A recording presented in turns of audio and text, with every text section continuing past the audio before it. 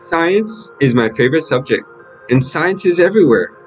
Coming to this school every day and studying science give me inspiration to understand that there's so much more out there for us to discover. And pendulums even have more applications that are yet to be discovered. I wanted to study more of the inner workings of the pendulum to find out how the cord length of a pendulum affects the period it takes to swing back and forth.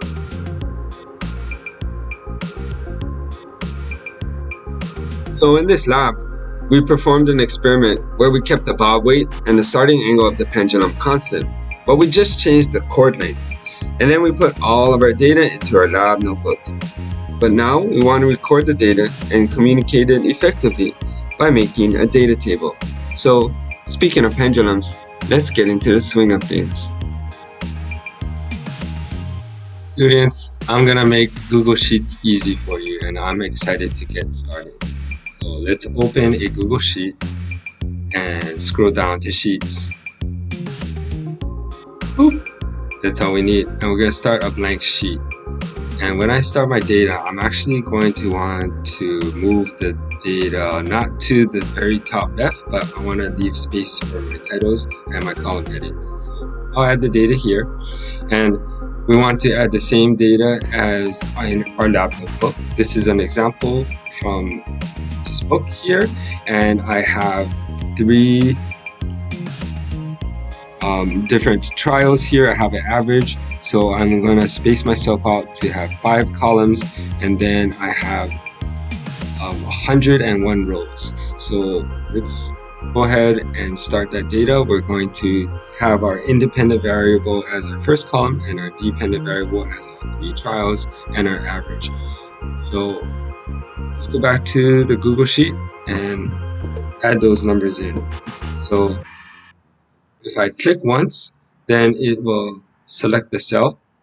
But if I click 2 times, then I can add my typing into it. So cord length is going to be my independent variable, and that's in centimeters, and put that in parentheses because I want to always include the units. If I press tab, my new cell will be entered to the right. So trial 1 is going to be my first independent variable, and that's going to be seconds, so that is the units. Now let me show you a trick. If I click once on the cell and hover over to the bottom right, I can have this cross. So if I click and drag the cross over and drag it to the right, everything is going to copy over. This is called a fill. Now I double click on it, and now I can edit it. Now this is trial 2, and I don't have to type so much, and edit this to trial 3. Right? That's a cool trick. Next, average. So just type that in and press enter, and then it locks it.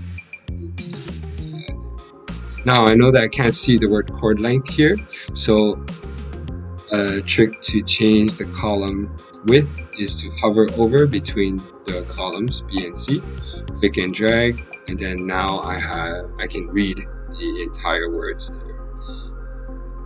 Alright, we are ready to input our data. So from our lab notebooks, our data may be different, but I'm going to add the cord length. So it starts off with 10 and then 20, and then I could continue to add and type all this in, but again, here's another trick that you can fill with numbers. When you highlight both of the numbers, then Google Sheets knows that the interval is going to be 10, because 10, 20, the next number is 30. So it recognizes patterns. So I'm going to now hover over for the fill to get the cross. Now click and then drag it all the way down, and now I have all of these numbers that are of intervals of 10. Pretty cool, yeah? I don't need these numbers here, so let me show you, use this opportunity to show you, hey, I could delete these rows, and boom, now those numbers don't show, and I only have an independent variable from 10 to 100 in the code. Alright, now I'm going to enter my data, and I want to show you a trick with entering data. Again, you can start on the top left, and if I press the tab, it will go across the row. Now if I start on the top left and I press enter, then I can go down the column. Another thing you can do is you can highlight only the area that you want to enter data, like this, and then use the tab to go like this. When you get to the end of a row, it starts on the next row. Or you can use enter when you highlight everything, and when you enter everything, when you get down to a column, it'll start on the next column. So you can enter data very quickly this way. And I want to demonstrate and enter all of the data by using the highlighting feature and using the enter key.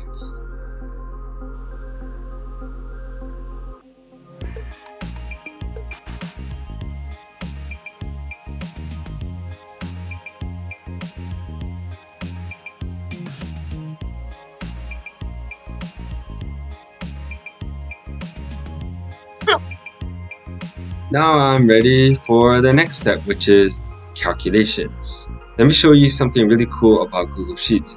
It can be your calculator. So watch this.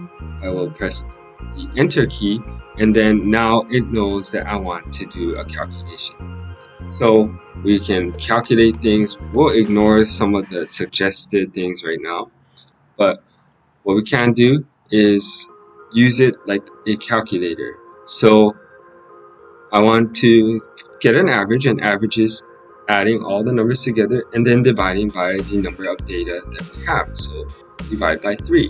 So we'll click on right here, 0.5, and that shows me that it's cell C4 because it's C4, just like Battleship. And then plus D4 plus E4. There it is, and that is the sum of all the numbers. So I want to put it in parentheses because of order operation. It will add the 3 together first and then divide by the number of data that we have, which is 3. Boom. So it calculated it as 0.5666, and you can actually put that in your calculator and double check that the Google Sheets is calculating it correctly. Now that's the first way to do it, and I want to show you 3 ways altogether. So we'll delete this data, and I can just delete it, boom, and press backspace. Okay, so let's double click into it now and do it the second way. The second way is actually using formulas, like sum is adding 3 things together. So it knows, it kind of suggests that I use C4 to E4. If I want to accept the suggestion, I can just press tab, but I want to divide by 3, so double click into it here and divide by 3 to get the average, boom, and I get the same number. It's the same thing. Very good. The next thing I could do is press enter to enter that data, single click, and then press delete in order to delete it. So the third thing is to take his suggestion, which is typing in average here, and just I can click tab to accept that suggestion, or I can just click on this suggestion here, and boom, that is the 3 different ways to do it, and they all enter the same number, and that is correct. Now I need to do that 9 more times in order to fill the data this way. But the beauty of using these Google Sheets is that you can use the fill and make all the calculations. So let's do the fill the same way. Hover over this bottom right dot here, click and drag, and boom. Now I have all of the averages calculated, and I only had to put in the formula 1 time. Let's click off of it, and we'll click back on to double check that the formula is correct. So if I double click, oh, it's calculating the average between these 3 numbers. They are orange, and then these numbers highlighted are orange. That's great. If I like that, I'll press enter, and that's correct. Let's spot check and do this one here. Oh yeah, it's calculating the correct numbers. Press enter. Good. I'm doing great. Now the next thing is I want to have consistent rounding. when we have data in science, we want to round to the same amount of decimals each time we take data in order to show that our precision is consistent throughout measuring and collecting the data. So let's hold and drag all of the data that we collected, and then we can use this tool up here to change the amount of decimal places. So if I click this once, I could increase or decrease because of some decimals have 1 decimal place and some has up to 5 decimal places. So let's move this here to have a consistent 0 decimal places and move it to just go to 1 decimal place. I don't want to claim more precision than actually I can measure, so 1 decimal place is a good number to use for our lab. Great, our data looks awesome. Let's move and let's continue to move and let's make it look great. So I want to make the column headings larger so that they're easier to read. So you saw me move it like this, and then I'm going to highlight these things. Let's make it bold, and let's actually change the color to a blue color so that those are the headings. And we'll change this because that's our independent variable. We didn't put any data there. We set those as the chord lengths that we want to use.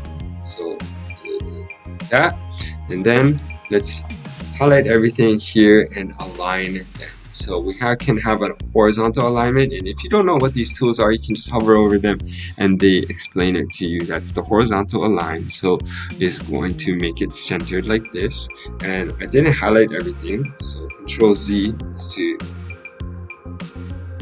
undo, and then we're going to actually highlight them, and now they're all centered.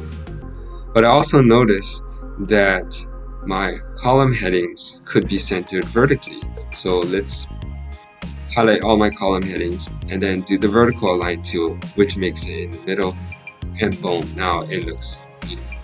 Now let's highlight everything and change the borders here to all borders so that all my data exists in each cell perfectly like that. That's great.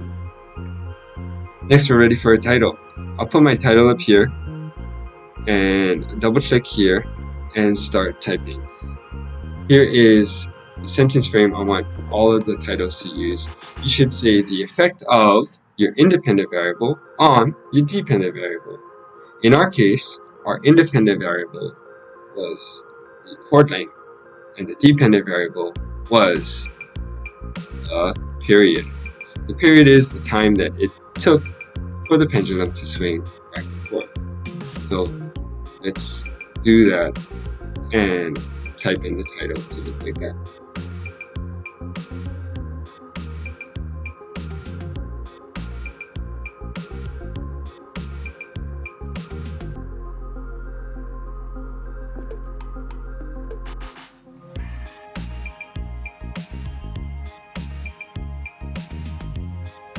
Okay.